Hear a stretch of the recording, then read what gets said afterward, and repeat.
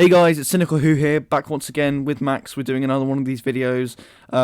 Bit rushed this time, but hopefully we can settle down and talk about it. Oh yeah, we were a bit late to get to the episode. The episode was on slightly later this evening, and still it's a mad old rush. But that was Orphan 55. Do you want to start with what you thought? Okay, because I definitely have thoughts on this. Unlike last week, where I was just, it's all right. No, because... Okay, so going into this, I didn't have very high expectations for it because it's episode 3. It's gonna be middle of the. It's gonna be middle of the run, and after the intense ending of last week, it's gonna be a bit of light humour. Yeah. I mean, obviously we knew about the monsters, but it looks like with James Buckley starring in it and wearing a green wig, so clearly not meant to be taken seriously. It looks like we were going to be getting something that had. I mean. It did have humorous moments in it, but at the start, but it quickly became pretty bloody intense. And if I'm honest, I actually prefer it to Spyfall. I found Spyfall...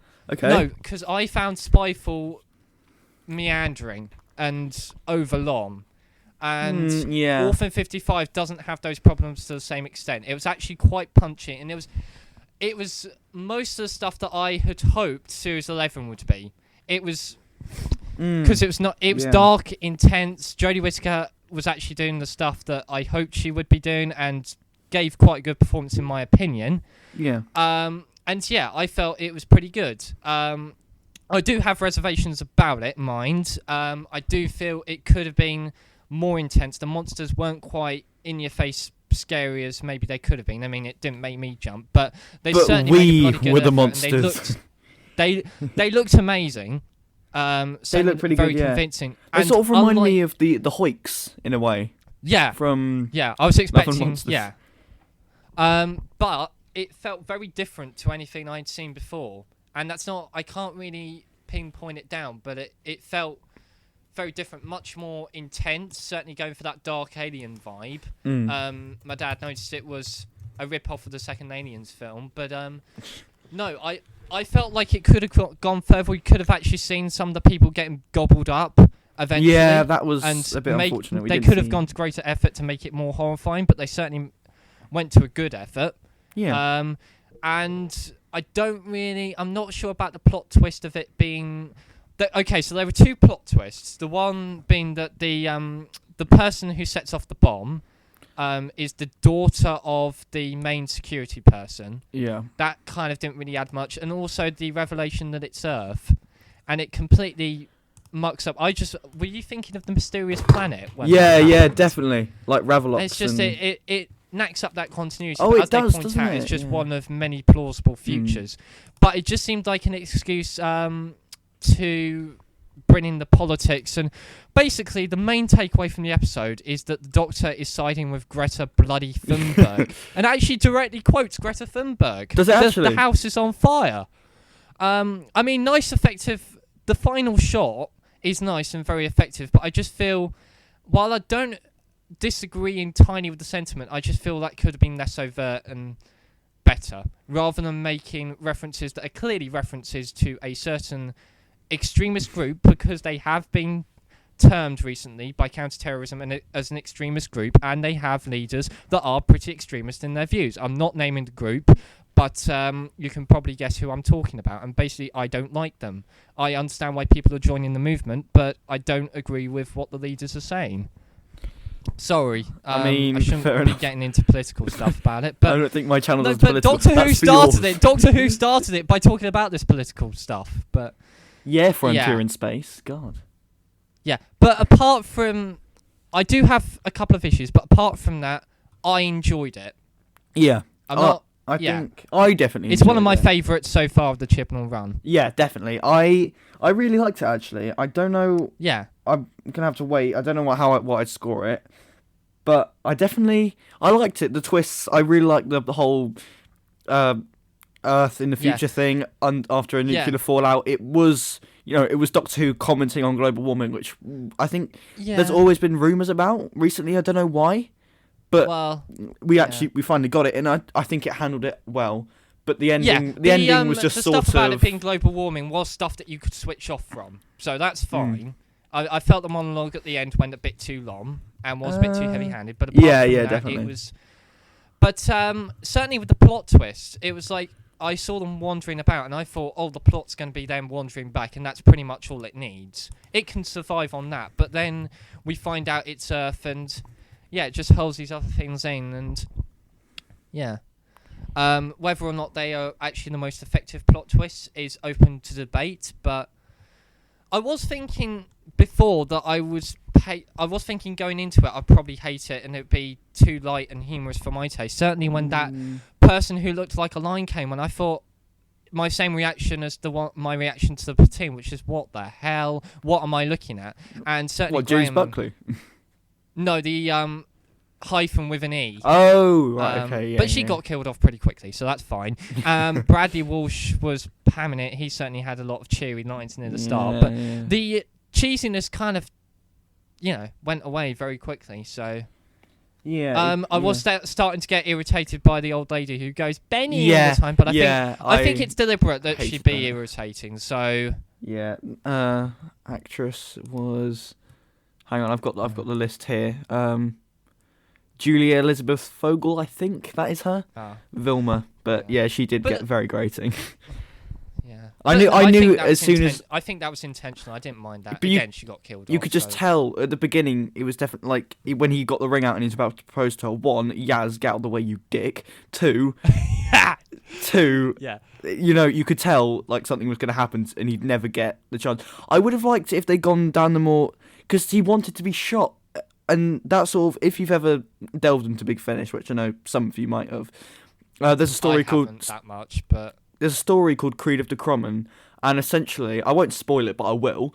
So the Doctor's companion in that story, his lover has been mutated by the aliens and has to and she asks him to shoot her. I would have felt like it would have gone down that route. That would have been pretty good. Because that worked so well in the Big Finish, and I loved it. But if it had been a bit darker, if we'd actually seen how these aliens actually kill the people, because I felt they didn't show any of that. Especially when the security guard got killed, but hang on, she didn't get killed. Yeah, because we needed to have the nice uplifting moment at the end. But one thing that did slightly irritate me was how it seemed when Ryan catches the virus, and you think, oh, this is going to be a big major plot device. This is going to and. You think it's going to be a major part of the plot and there's going to be serious tension, but it's just played for gags and it's just a brief bit and it's quickly over and the Doctor quickly cures it. Yeah, but it did come then back. The Nobber virus or whatever it was called came in handy later on, so fair enough. But I do have to say, Jodie Whittaker actually gave quite good performance. Yeah, definitely. I think the performance we were waiting for, really. What did we think about... I think it's all right. Certainly the moment where she just walks up to one of these dredge monsters. I didn't quite catch what the exact name is. I think they were dreg, and just stands next to it. Doesn't, not frightened at all. Just, basically she had some pretty badass moments. Yeah. I think I've dumbed it down enough, but... What did we think about Ryan and Bella? That sort of... Yeah, I felt like it... Certain things, I don't know if maybe they were a bit too... They glossed over too much, but... I was thinking at the end, why don't they just take the TARDIS and, get the coordinates from the cube and take the TARDIS over to them? I didn't quite get why they don't just do a Fires of Pompeii and go back and rescue them, but it was certainly interesting to see the development for Ryan. Improved acting all around from the main posse, certainly. Don't say that Amanda word. Gill is not so grating. No, she was... I think Graham was pretty good in it. Again, the comedic moments. But there was that moment where he thought he thought Ryan might have died. And he was in genuine panic. That was pretty good. Well, I felt like they could have edited it better had, not had the scene with... Because during the bit where they look on the scanner and they're like, where's Ryan? And then there's a bit where they cut to the spa. Maybe not have that bit and just focus, just stay in the thing, have a silence, stay in that little... room where they are and a bit of silence and then into the scene where Graham is like, where's Ryan? And they could have explored that a bit more, sort of Graham's care and affection for Ryan. Certain things it tried to cram a lot in and certainly glossed over certain things, but no, it was alright. Yeah, it was definitely, again, I don't think it was too heavy handed on its comment, apart from the ending bit was sort of... I can't... It's basically saying the same thing 3 times. You could have... Yeah. I could think of a better way of wording it and also chopped it down. But did you see the point just as well. How on the social medias it all said you won't believe this ending? And it's like... Oh, yeah, I saw that. You thought there was a big twist involved. I thought there'd be a big twist involving Gallifrey. Why is it called Orphan 55? Is it something to do with the Doctor? Are we actually going to get an advance in the plot arc? Because I weren't expecting us to do that, because, of course, it's episode 3, and we don't normally get developments in the plot arc in the sort of second episode or second story, but... I feel like the episode itself, sort of, as you said, it reminded us of sort of the mysterious planet, somewhat like Smile in the holiday resort bit. Well, something they could have done, actually, with that, with the whole idea of Ravlox, because isn't Ravlox a future Earth, but the Time Lords have taken it and basically effed the Earth up? They could have explored, given that we're meant to be in the plot arc where the Time Lords have been corrupt. That was a good opportunity. It will either be really good or really bad, but that would be quite an interesting development of the plot arc. But yeah, I was spending all week wondering why the episode was called Orphan 55, and I suppose we now know. I thought it was about an intriguing title. I don't. But no, I am assured in my... Of course, new episode syndrome is a funny thing. You watch an episode, you love it, and then you forget about it, and especially in this era, and then you watch it and it's not quite as good, and you start to pick more faults in it the more you think about it. Yeah. But I think I'm pretty certain that I prefer that to Spyfall. Spyfall is not without its moments. Certainly, first half of the week, I was thinking, what a sad ending to part 2, even though it's a bit of a U-turn. And pretty dark. And Lenny Henry's speech to at the conference where he says thank you for giving us access was brilliant. Yeah. But on the whole, it's just a bit overlong, and it could have been better. It's sort of dragged out and tries to do too much, but I prefer this, to be honest. How would you compare it? It didn't feel too drawn out, and it was great. How would you compare it with Ed Heim's last story, It Takes You Away? Because I know I kind of... Yeah. Now, this is interesting, isn't it? I think it's better. Definitely better, yeah. Yes. I could never make my mind up on It Takes You Away. No, but I think that's also because we were starting to feel a bit bitter about Series 11, and because Series 11 was a bit of a disappointment on the whole. But it feels there were some interesting ideas in It Takes You Away, but it's stuck with the same problem that a lot of Series 11 has, which is and also that was the second episode they filmed as part of Series 11, so they're finding their feet. They're not quite sure what they want to do, but I felt like here they were a lot more assured and confident, and basically what I'm trying to say is I think it is better.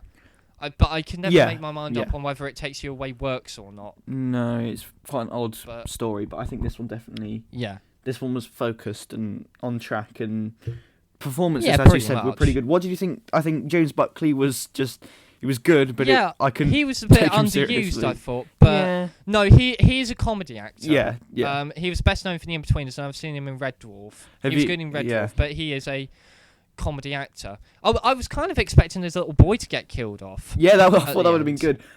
What do you think about him? Because I didn't realise until my mum brought it up that he was he played the kid in His Dark Materials.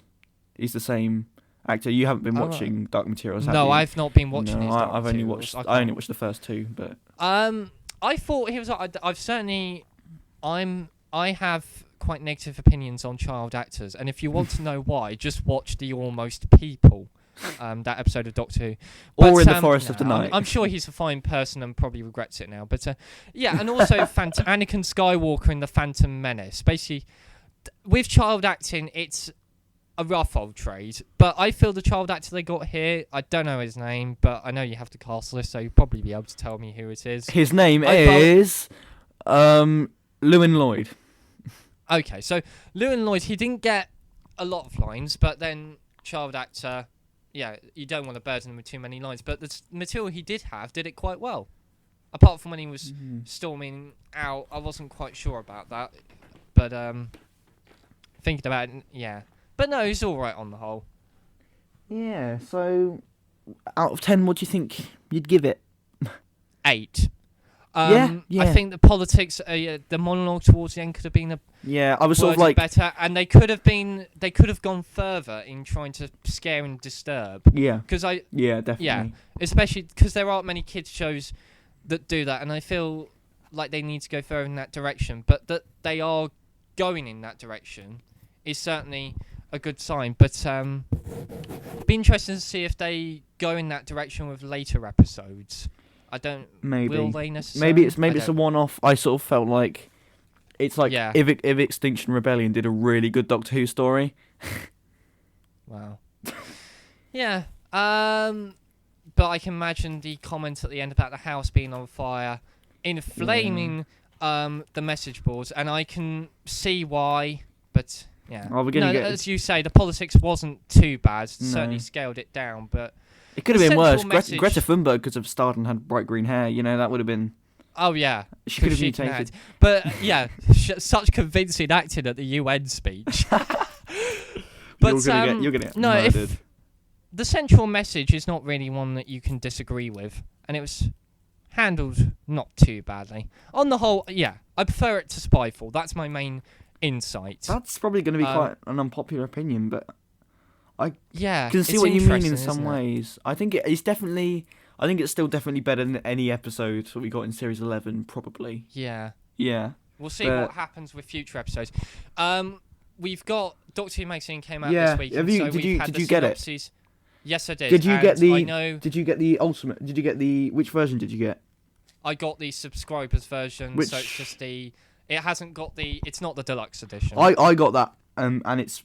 Fantastic. It's so good. I've got it here. It came with... I've got a new fantastic poster on the wall. I've got a CD of classic score soundtracks. I've got a comic collection of Third Doctor Master comics. There's 4 in there. I got stickers that came with a Big Finish code, which means I get 3 Big Finish stories for free. Calm down, Oliver. Calm down. It's fantastic. Plus I get looks at new episodes. So the next one is Nikola Tesla's Night of Terror. By this Goran is the one that... Vinich. I don't know how you say that name. It looks this Serbian. Is the one that also features Robert Glenister. And if you've seen the Next Time trailer, you know he's putting on an American accent, so that's interesting. It's also the one that features Anjali Mahindra as a Arachnos creature, whether or not it is the Arachnos. Exactly. Given we all thought this creature was going to be the Hoyks and then it wasn't, it wouldn't surprise me. It wouldn't surprise me either way, given... They might revisit the Arachnos, they might not. But it's certainly very interesting that they're using Nikola Tesla and his rivalry with Thomas Edison as a starting point for a story, because that sounds quite interesting, especially Nikola Tesla claiming to have contact with aliens.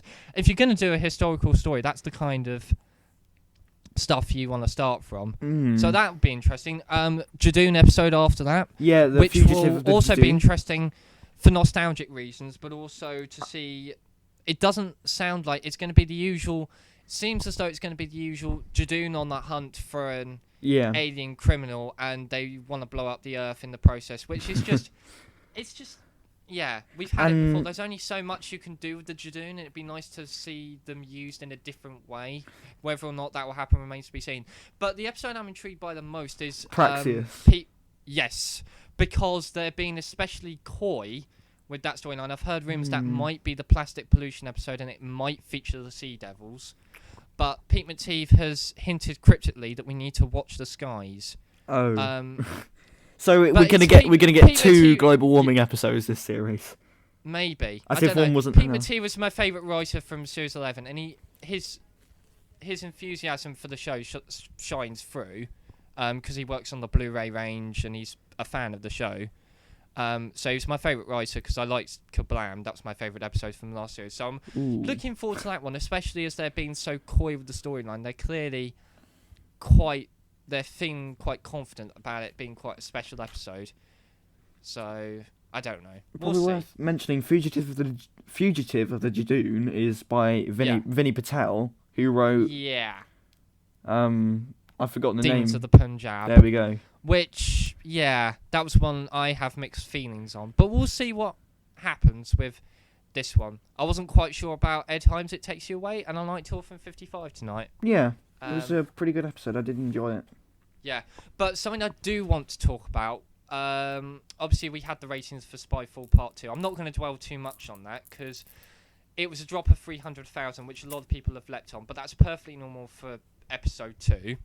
But something that has been interesting over the last week or so is that while there have been positive reviews in the media of individual episodes, the media and the newspapers do seem to be turning on the show. Not entirely, but there have been a couple of articles in the week. The Guardian claiming that apparently Doctor Who's attempt to shoehorn identity politics in has just made things worse because you end up with characters like the gay security guard in Resolution that has about 2 lines and says, "Oh, I have a boyfriend," and then gets shot.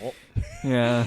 But there was quite an interesting article from Ben Lawrence in the Telegraph that, it just seems that there was a lot of positive goodwill from the media for the last series, and that seems to be drying up. Whether or not that's because they've got bored or because they've realised public opinion is different on the whole, I don't know. But I just think it's interesting to note. But certainly, go read the Telegraph article from Ben Lawrence. It's interesting. Sure. Yeah. So Orphan 55 was fine. Yeah. I preferred it to Spyfall. Very good. It's certainly nice to see it go in the darker direction. I think it felt, at least going into it, it felt like Doctor Who again.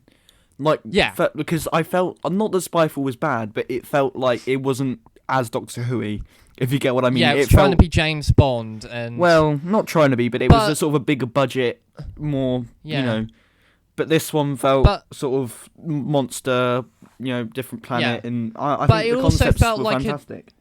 While in terms of its plot, it may not be that different to stuff we've had before, which is true of anything we've had in the Chibnall era so far, and it'll probably be true of the rest of the episodes in Series 12, but that's perfectly standard of a show that's been around for 15 years. You can't surprise audiences anymore, and the only way of doing that is jumping the shark. But in terms of its direction and its aesthetic, it felt much darker. In terms of its execution, it felt very different to what we've had in the past. I'm hoping it's one of the weaker episodes of the series. I hope that's not the peak. If it's one of the weaker episodes of the series, I'll be happy. Then this series is going to be good. Yeah, definitely. As comparing it to third episode, because third episode last series was Rosa, and that was okay. Yes, because we watched that one together. Yeah, that was okay, that but I think there were more things wrong with Rosa. Yeah, definitely. Than there were with this, which is a shame because Rosa could have been great, but it's just the end. We've talked about it in the Series 11. Go watch that video if you want to hear our thoughts on the music. Please. And can I tell you one thing about that? Because I remember trying to say this in the video, and I must have forgotten about it, and I meant to mention it to you after we finished recording, but I obviously didn't. Yeah. And every week we've got up and tried to speak to each other. I always forget to tell you that the music used in the end of that story was the official song for the civil rights black movement. Just the song at the end. Yeah, in defence of that song, because I know you didn't like it that much. Well, I just feel it doesn't suit the mood. Lyrically, I can see why they chose it, but it's just too in your face. That's all. I just felt something from Aphex Twin Selected Ambient Works Volume 2, something soft and melancholic. You said the exact same. You said the exact same thing in the video as well. Yeah. Well, you set me off, so your fault. I'm gonna blow my nose now. Oh, lovely. That was a bad attempt at blowing my nose, my throat. Never mind that. Jesus Christ. Right. Okay. Well, I think probably I think I'm available next week. I hope I am. I know there's one episode in here which I won't be able to do, but I'll leave that for Matt to do there'll himself. Probably be another episode that I won't be able to do. But I'll So we'll work around it. Yeah. But we'll certainly be here next week. Yeah. And we'll go from there. So join us back here next week for Nikola Tesla's Night of Terror. Night of Terror. Interesting title. Yeah, definitely. I prefer it to Spyfall, but yeah. Well, thank you very much for watching, everybody. Make sure to check out our other reviews of Spyfall, and I did an artwork video. That was, hopefully we'll be doing one for Orphan 55. We'll see. But thank you very much, guys. And check us out on Twitter. Follow us on Twitter as well. We need all the followers we can get. Yes. That sounded scummy. But thank you for watching, and I'll see you all next time. Goodbye. Goodbye.